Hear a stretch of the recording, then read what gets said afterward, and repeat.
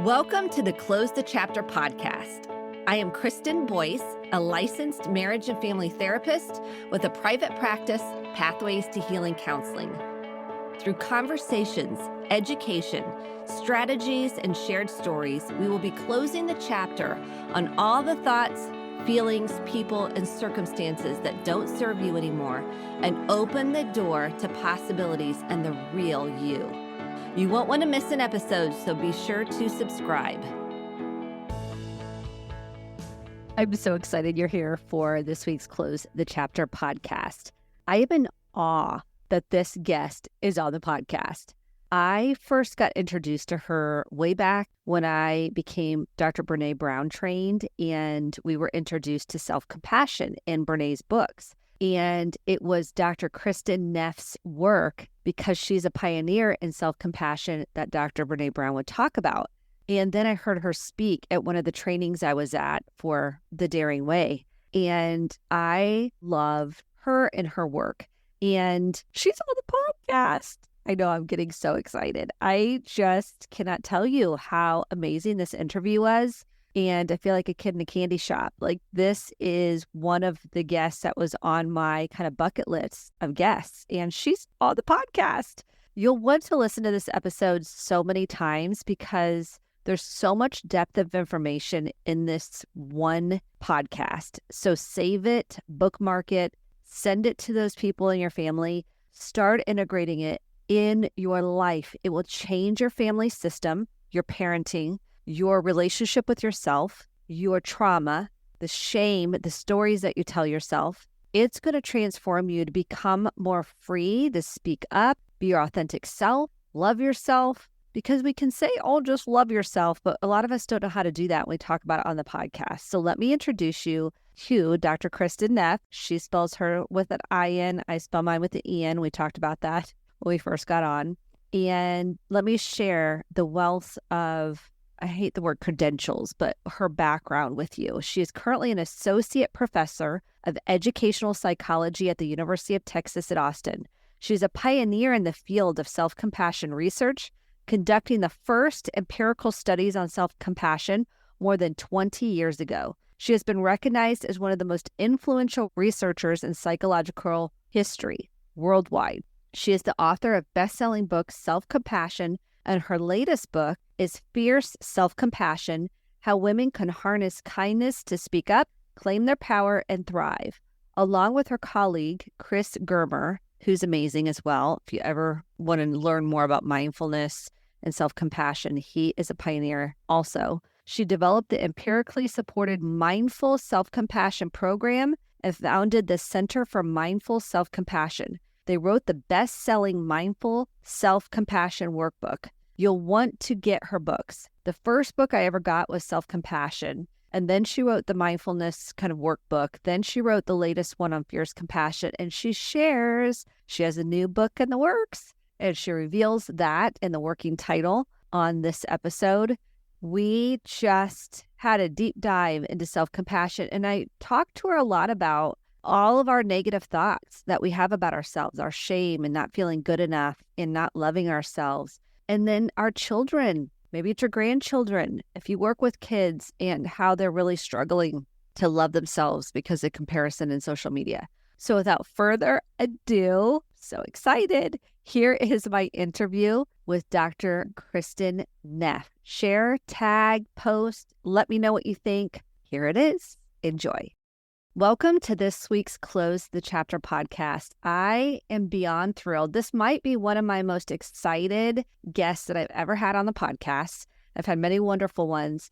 I was introduced to her work back in, I became a Daring Way facilitator with Brene Brown years ago, 2012. And then my guest today, Dr. Kristin Neff, who really was a pioneer in self-compassion work. I saw her speak at a conference I was at and fell in love with the material, really went on a mission to integrate it into my own life. And then as a parent, really embrace how to offer myself self-compassion, nurture with tenderness my younger parts that really needed that in childhood, and how to integrate it now. And so it is my honor and privilege to have you with us, Dr. Neff. Thank you so much for joining us.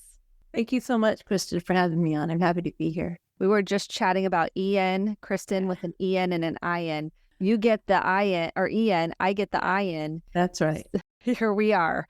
So thank you so much. I thought what we'd start with is, can you define self-compassion and the difference between self-compassion and fierce self-compassion to start with? Yeah, well, so self-compassion is really, if you think of the Latin compassion as suffering comes with. So how are we with our suffering? Big suffering, little suffering, whether it comes from like we've made a mistake or we feel inadequate or compassionate, supportive, warm, caring, friendly way, or are we with ourselves in a shaming, judging, cold way? And so the self-compassion is, again, being kind to yourself, but it actually has two other elements that I like to talk about. One is mindfulness. In other words, we need to be willing to turn toward and acknowledge and be with our pain in order to give ourselves compassion.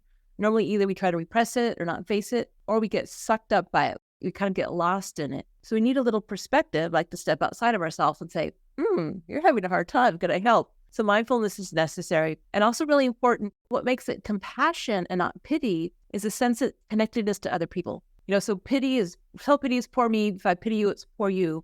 Compassion is, hey, I've been there. With self-compassion, it's, hey, life isn't perfect for everyone. So not in a comparative way, we don't say, is my suffering more or less, but there's nothing wrong with me for making mistakes or having challenges, and I'm not alone. So those three elements together make up self-compassion. And then there's also a fierce and a tender expression of self-compassion. So if you think of compassion as concern with the alleviation of suffering, which is actually kind of the standard psychological definition, well, sometimes I need to alleviate my suffering by accepting myself. If I'm just totally judgmental or if I'm a perfectionist, then accepting myself as I am. I'm also accepting my emotions, the fact that things are difficult, that instead of fighting them or ignoring them, just, okay, this is here, I'm right now. And then when we're tender with ourselves, it's almost like a mother with her child, crying child. We're there for ourselves, we care for ourselves, we soothe ourselves, and eventually we start to heal. Very important part of self-compassion. But sometimes we need to take action to alleviate our suffering. So if we're being complacent or like we're doing behaviors that are unhealthy or for situations that are unhealthy, it's not self-compassionate to accept those, then we need to take action. And so a really important part of self-compassion, for instance, is drawing boundaries, speaking up for yourself, saying, no, that's not okay, protecting ourselves. That's like mama bear, the energy of mama bear, or else providing for our needs or motivating change. So it's really asking yourself, what do I need right now? And then the answer is going to differ depending on your situation. I love this concept because I think a lot of people don't know where to start. They're like, I don't even like myself. So I've had a lot of clients say, I don't even like myself or even my inner child. I don't even like my little self. How do you begin to start offering yourself self-compassion and liking these parts, all these different parts of ourselves that we might have just disliked for so long? Yeah, well, interestingly, liking yourself isn't necessarily part of the equation. That's more self-esteem. Do I judge myself positively or negatively? Compassion is an unconditional sense of worth. The moment a baby is born, they're worthy of compassion. You don't have to pass a test to be worthy of compassion. It's intrinsic to our humanity. That's why the sense of humanity is so important. There may be things that are good to work on. It doesn't mean that you're not okay just because some of your behaviors maybe could do a little work, or maybe you make a mistake. Well, just because you made a mistake doesn't mean that you are a mistake. Brene Brown likes to say that. It's really not necessarily about liking yourself. It's about understanding that you're doing the best you can. You're here, you're a human being, you feel, you're trying your best, you're struggling. In other words, self is in there, but we actually don't take ourselves that personally. In other words, so many causes and conditions went into who we are. Our upbringing, our genes, what we ate that day, our culture, our age, how we've been treated by others. Very little of it actually is under our direct control. Almost none of it, if you really want to be honest, is under our direct control. And so we have compassion for that. The fact that, here I am with the hands I've been dealt just day by day, doing my best. We kind of open our heart to that. And also remembering that everyone's in the same boat. Everyone makes mistakes and is imperfect. Yes, some people suffer more than others. I'm not going to deny that. Of course not. But every human being is worthy of this kind of approach, especially from ourselves. If not from ourselves, then who? Yes. How do we begin to learn to offer ourselves compassion? If you can't give yourself compassion, you can start by giving yourself compassion for the fact that it's hard to give yourself compassion. Kind of tune into the discomfort of having that hardened heart or all those feelings of judgment. And, what would you say to a friend who said, I can't stand myself, or I'm such a horrible person? Your heart would melt a little bit. No, that's not true. You're much more than that. You aren't just these behaviors or these patterns. Or, you look in the mirror and you only see that one flaw. You don't see all the rest that's right. And so really, I think you just start there. It hurts to have my heart so close. And can we acknowledge that, validate it with mindfulness, remember that we aren't alone, and be a little kind to ourselves, a little encouraging, a little gentle, or maybe a little mama bearish if we need it. But it's really about caring for whatever our experience is. And again, if you move away from myself as like a concrete individual separate from everyone else with a set of traits, and just the fact that I am awareness whose feelings, who's experiencing life, having things constantly change. And it's almost like you open up your heart to the experience of being, as opposed to judging yourself and your traits and your qualities and your successes and your failures. Some people might call it your higher self, if that works for you. If you aren't a spiritual person, you could think of it as maybe your care system that's inborn through evolution. We're all designed to actually be caring people as well as problem solvers. And so it's really just a mindset shift away from the question, do I like myself or not? Is it even relevant whether you like yourself or not? You're doing your best. And how can I care for myself? You might say, is this healthy or not? That's a valid question. Yeah, I love what you just said, because I don't think I've heard anyone say it that way, that we're all designed to be caring. I mean, as humans, we don't think of the humanity as that way, I think, in a lot of ways. We're also designed to be self-critical. So here's the thing. So if you are self-critical, don't beat yourself up for beating yourself up. There's a reason. First of all, our culture does not tell us to be self-compassionate. It tells us to be compassionate to others, but it's really suspicious of self-compassion. It's going to make you lazy or unmotivated. So you weren't taught it. But through evolution, so evolution designed us as human beings to be very threat sensitive, especially when it comes to personal threats. So if I make a mistake or something's challenging in my life, or I fail in some way, or something's painful, we go into fight, flight, or freeze mode. But of course, the problem is with us. So we fight ourselves. We attack ourselves as a way to stay safe. We think of, well, if I'm really hard on myself, maybe I'll change and I'll be safe. Or maybe I'll beat others to the punch, so I'll hurt myself so it won't hurt so bad if others judge me. Or we flee into a sense of shame or isolation. Or we freeze and we get stuck and over and over, thinking we almost play dead, right? So these are natural behaviors that don't come online if your best friend fails or makes a mistake. You're also personally threatened. So you're actually able to use a second safety system, which we have, all human beings have it, which is the care system. So again, genes designed for this, systems of oxytocin and other opiates designed to care mainly for our infants and our group members. Because if we did that, if we were carrying, our genes would survive and pass on to next generations. But it's more natural for others, not so natural for ourselves. So we do have to do a little hack. You have to tap into the system that's designed for others, use it with ourselves. But the body doesn't know the difference. So if someone else, let's say, puts their hand on your shoulder, your cortisol is going to go down. If you put your hand on your own heart, cortisol goes down. So you can relate to yourself the way it feels more natural to relate to others, and you get the same benefits. If you want to think about what's the consequence of all this self-criticism, just think, what if you told your friend, I hate you, you're stupid, you're ugly, whatever it is, what a loser you are? What's that impact going to have? They wouldn't be your friend if you did that. But the same impact you have on yourself. Whereas if you say to your friend, by the way, if you're a good friend, you're going to be honest with them. Because if you say, oh yeah, your problem is not a problem if you do that, when in fact they're really harming themselves, it's not a good friend. So a good friend gives you honest, clear, but constructive feedback. This isn't working so well. It might be helpful if you do this. Is there any way I can help you do that? That type of constructive, supportive stance is much more effective in helping us be safe and make change. I like how you said that, because I do think, because your nervous system will spot, I find my nervous system will spot that inauthenticity. Yes. Will almost give me an answer in my body, I don't feel like that's genuine. Authenticity. Because when the baseline is, okay, just because I'm a human being, I'm intrinsically worthy of kindness and care, then I don't have to try to impress others so much. I don't have to fake it to be acceptable. And so it gives you a lot more freedom to be your true self. Yes. Including with yourself, to be your true self with yourself. I know it sounds funny, but the more we know about part psychology, we have different parts of ourselves. So we have a part of us that's compassionate, a part of us that's critical, a young part, an older, wise part. So it's really how we're relating to these parts. That we should have called it selves compassion if that's to be totally accurate. But I agree. I do think there's these different parts because it's not an all or nothing. It's not like all of us, even though sometimes it feels like that. Yeah, it's part of us. That's right. We become fused or blended with a particular part, and it kind of takes over the system.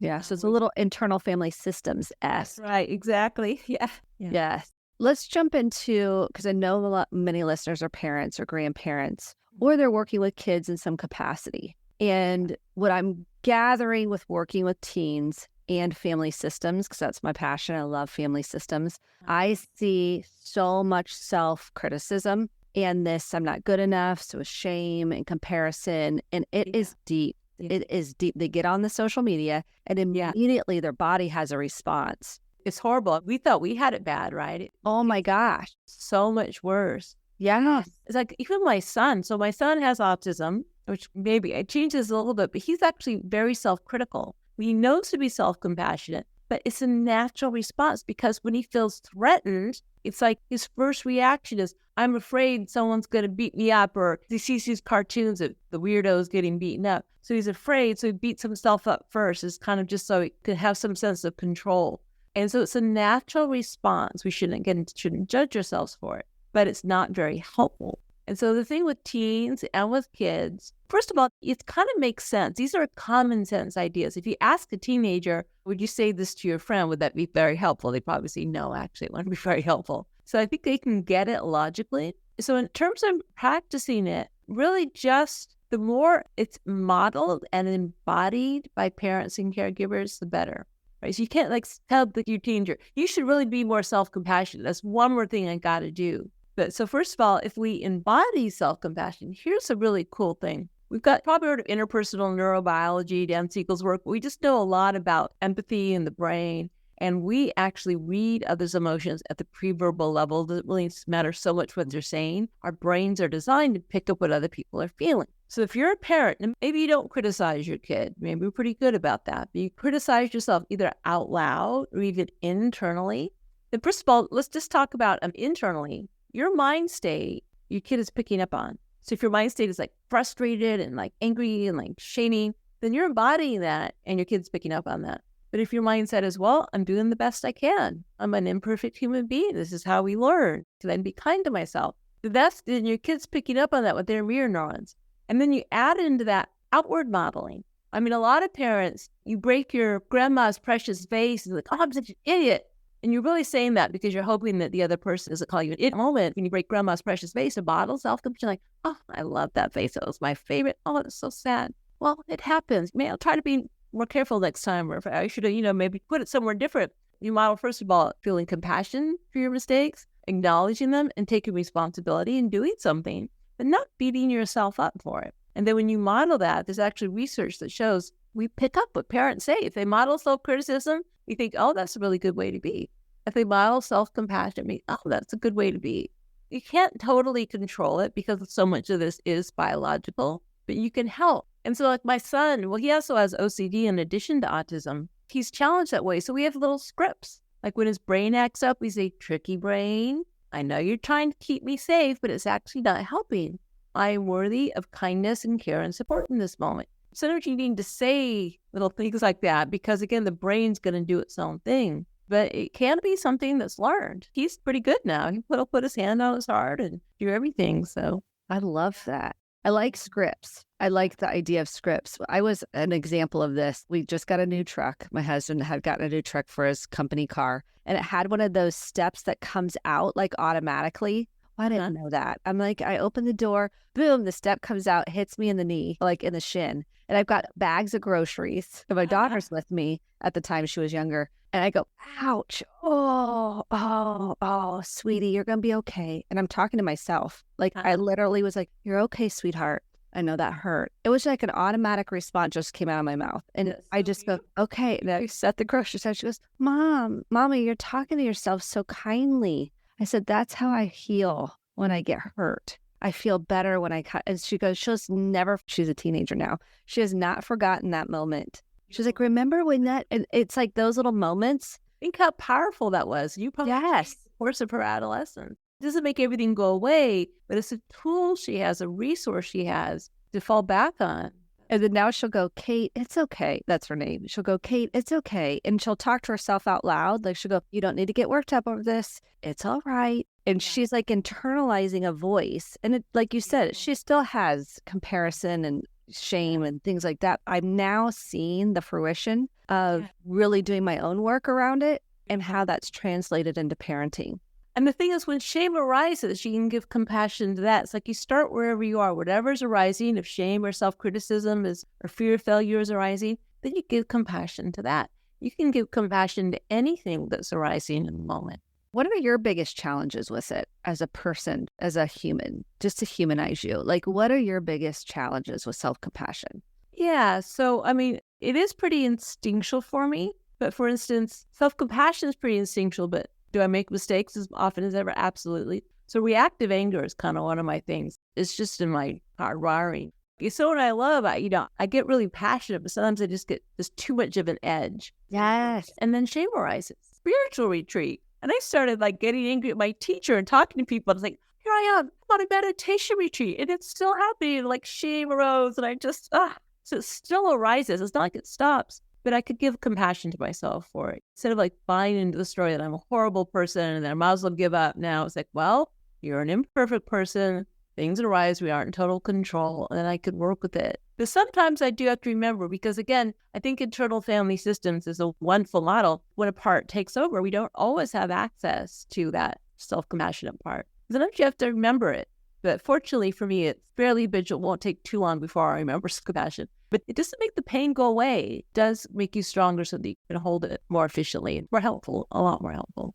Thank you for sharing that. I think it just goes to show, I mean, we're all humans. And those stories, like when we get hit with the shame, the stories, I'm like, oh, they think XYZ of me or whatever the story is. Yeah. That can be hard to take hold of. Like that story can become so big. Especially because often there's some grain of truth in it, right? So there was one incident. Of course, we don't think about that 9 times out of 10 when we didn't, or actually probably 19 out of 20 where we didn't react that way. That doesn't form the story because we have this negativity bias, right? So it's just the 1 time out of 20 when we did act that way that becomes who I am, that defines who I am. We have very distorted thinking. Thought, really, the more, I would have to say the thing I can be more and more clear on is thought, although it's useful, is really a problem. It distorts things, doesn't see things clearly. We think things are permanent and darker and more horrible than they are. And it's just, we tell ourselves these stories to make sense of things, even if they aren't true. We don't care. We just want some storyline that's going to make us feel,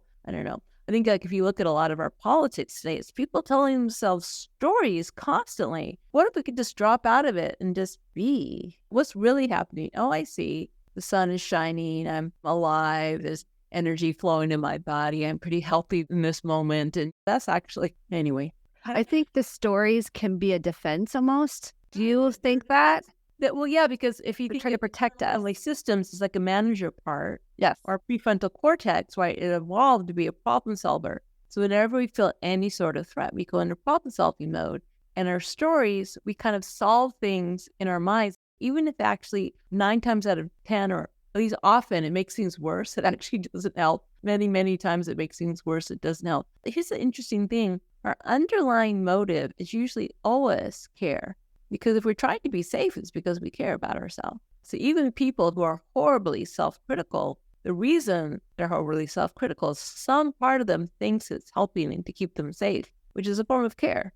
I have not framed it in that way. I like that. It's a form of care, that you're trying to care for yourself, which is the protective part, trying to protect you from hurt, shame, blame, judgment, rejection, abandonment. It is. It's just not very effective, but you kind of tap into its motive. When people say, I don't care about myself, well, actually, you kind of do. Otherwise, if you didn't self-criticize, you probably wouldn't care at all. Yeah. You'd probably be pretty detached, too, would you say? Like, not connected at all? Because that's a defense, too. Like, whatever. Psychopaths, for instance, that's one of the issues. They just don't care about other people, about themselves. And that can just, you just kind of can have compassion for that. They didn't choose to have those brains, but people with brains like that, they just don't care. They don't self-criticize. They just kind of are detached from life.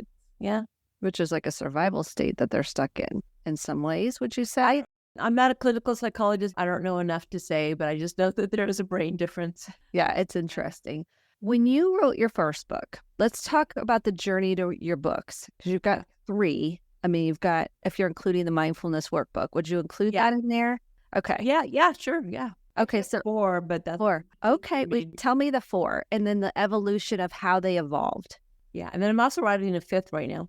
Yeah. Self-compassion for burnout, self-compassion toolkit for burnout. So the first book is self-compassion, and that's probably the best place to start for anyone who's interested in learning it. It's very personal, and it really lays out the basic concepts and a lot of stories. And then I created the Mindful Self-Compassion Workbook, which came from my collaboration with Kristen, who's a clinical psychologist, and we created a training program to teach people self-compassion. So it's basically the training program in workbook format, very practice-oriented. It's not so personal, it's a workbook. And then we created the Teaching the Mindful Self-Compassion program for professionals, which is more like a textbook, kind of the pedagogy of teaching self-compassion. But if you're a therapist, for instance, it can be very useful to think about, well, how do I teach this skill to others? And then last summer, a book called Fierce Self-Compassion came out. I actually wrote it for women. It's called Fierce Self-Compassion, How Women Can Harness Kindness to Speak Up, Claim Their Power, and Thrive. And I was kind of torn about whether I should write it for everyone or just for women, but it kind of was on the heels of the Me Too movement. And I had my own kind of Me Too experience. And I realized, so gender role socialization stands in the way of being able to balance fierce and tender self-compassion. And I'm not talking gender identity, whether you're cisgendered or transgender or non-binary or whatever. It's just the box where you put it in a pink shoebox when you're little, or you put it in a blue shoebox, right? So people put in the blue shoebox, they aren't allowed to be tender. They get bullied and often beaten up. So they aren't allowed to be sensitive, which really undermines this core emotional strength of being compassionate towards your emotions. It can be less accessible. Only 10 to 15% of the people that show up to my workshops, people identify as men because of that. It's harmful. But then people put in the pink shoebox, they aren't allowed to be fierce. They can get called names, different names, if they're too fierce, or they're considered too ambitious, or people don't like women, or too uppity, or too loud, or too outgoing. Especially in anger, people do not like it when women are angry. An angry man, people believe him. Oh, he's passionate. An angry woman, oh, they don't believe her. She's crazy. And anger, it can be a problem, of course, if it's misplaced, but it has a function. It can focus you, suppress the fear response, and it has a role as long as it's aimed at alleviating suffering.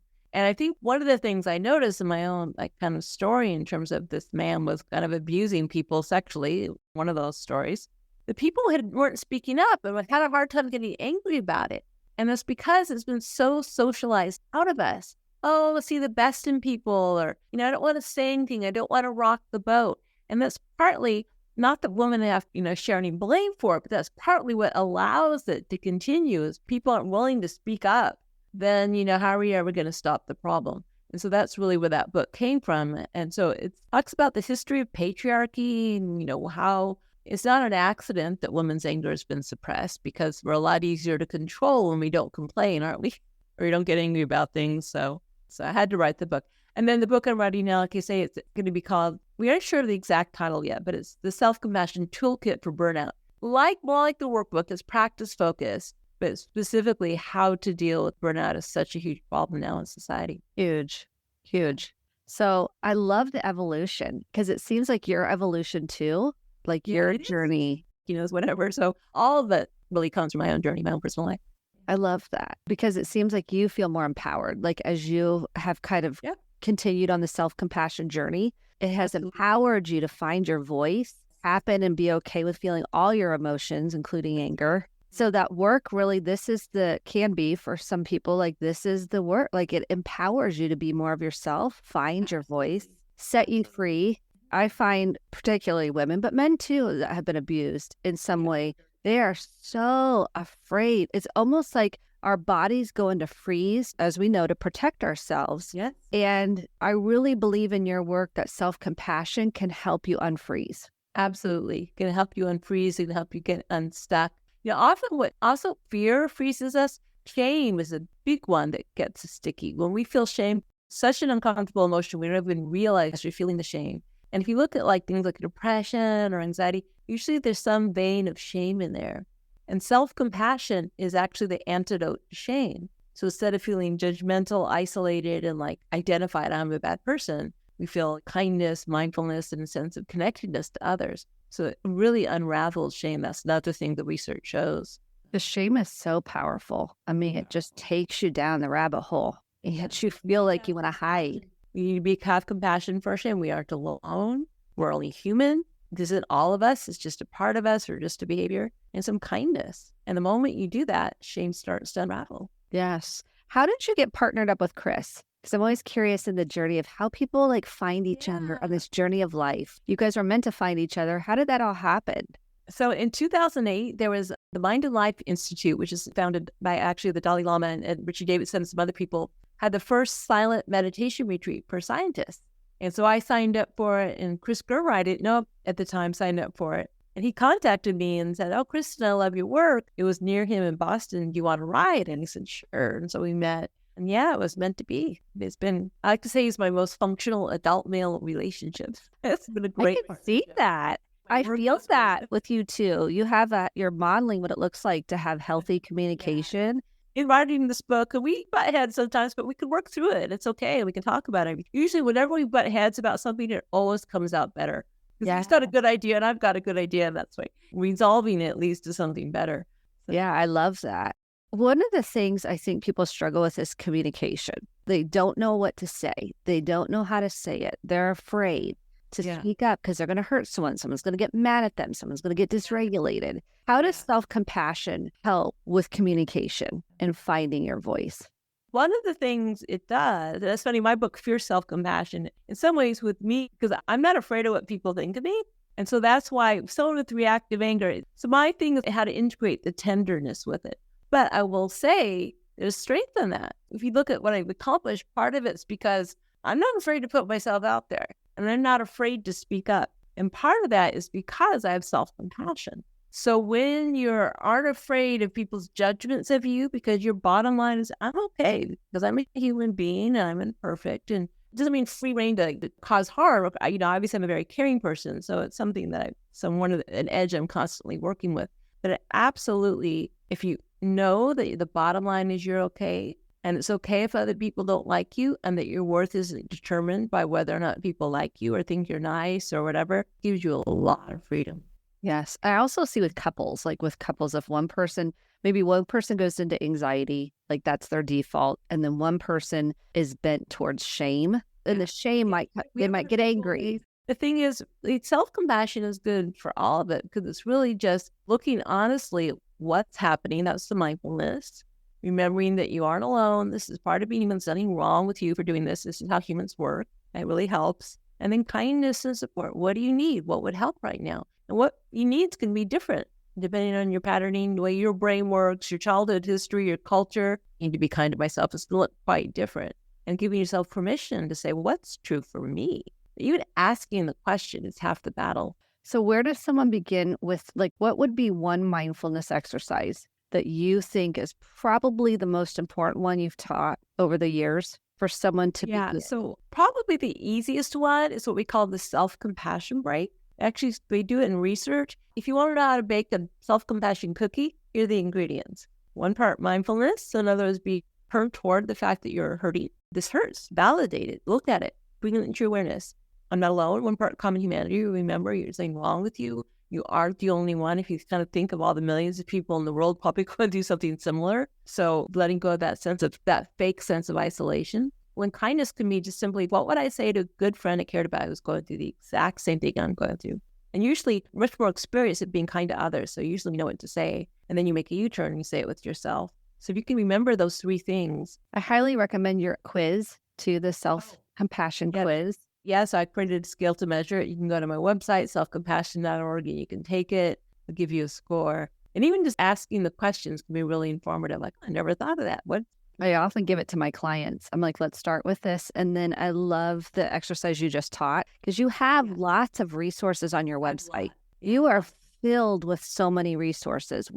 Give the audience that website for those that might want to. You'll find me. I got it early on the Google algorithms. And so it's selfcompassion.org. But again, if you just type the word, it'll lead you straight to me. So yeah, I've got 23 practices on there.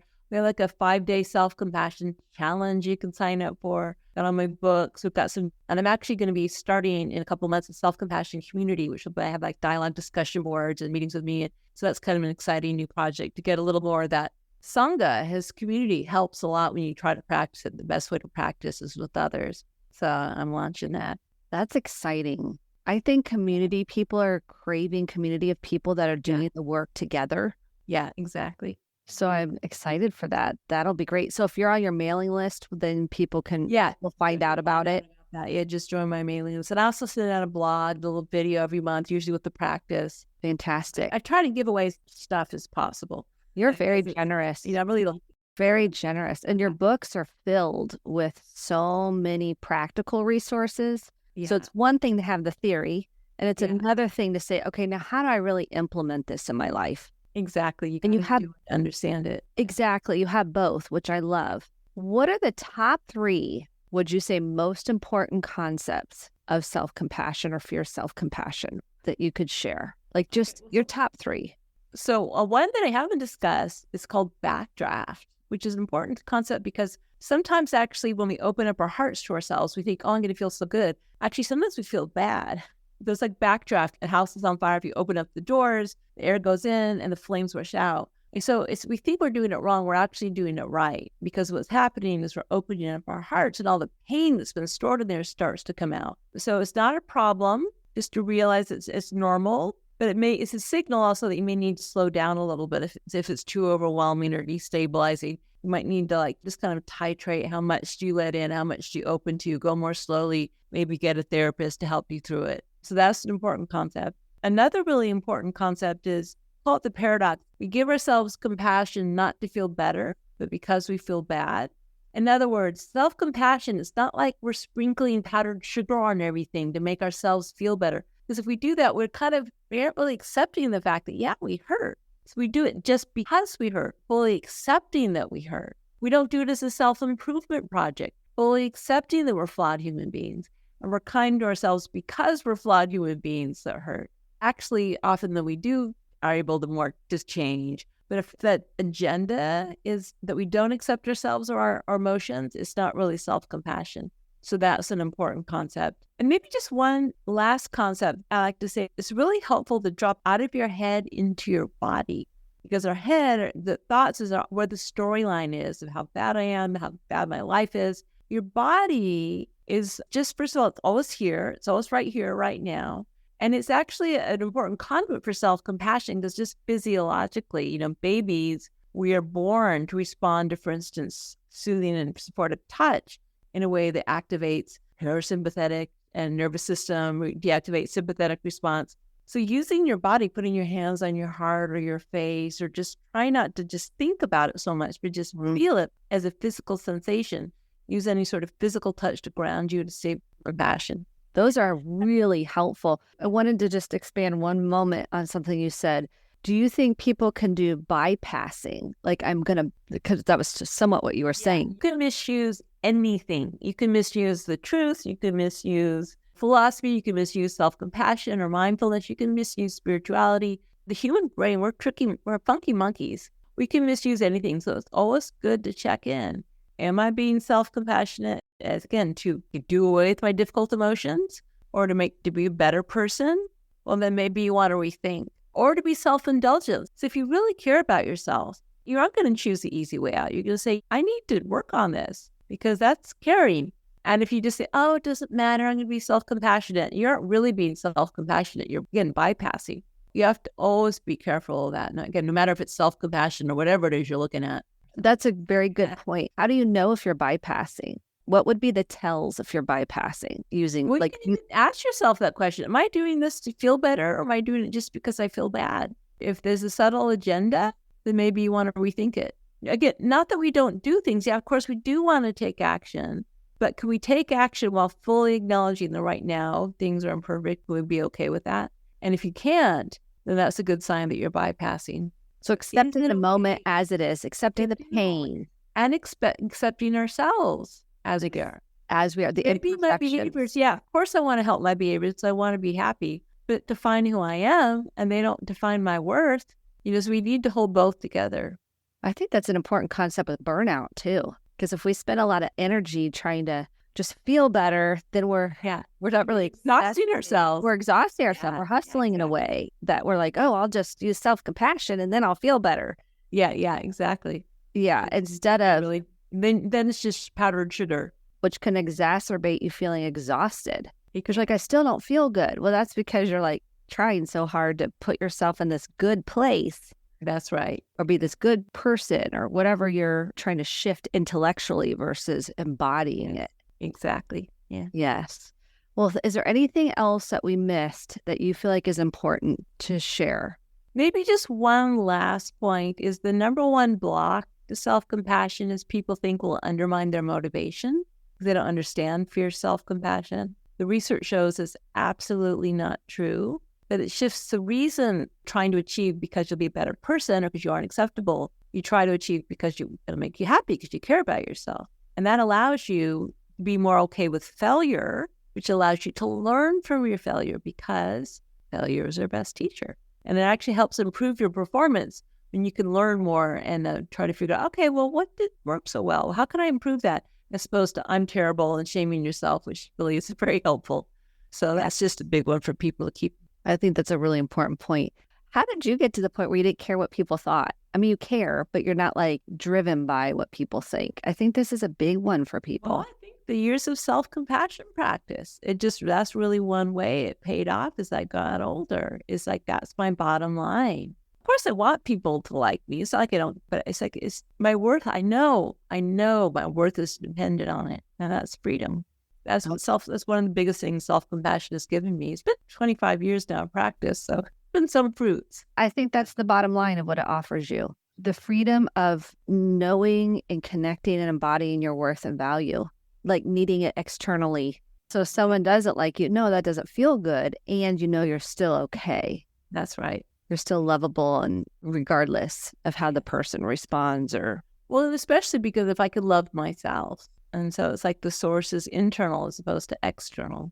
And we just framed how to do that because people are like, just love yourself. And people are like, well, that'd be nice for some folks, right? They're like, I would if I could. It has to be unconditional. It's like a parent with a child. Not all parents do love their kids unconditionally, but I think a lot of us do. And we understand that's probably the closest we get to unconditional love. And so we can learn how to do that with ourselves.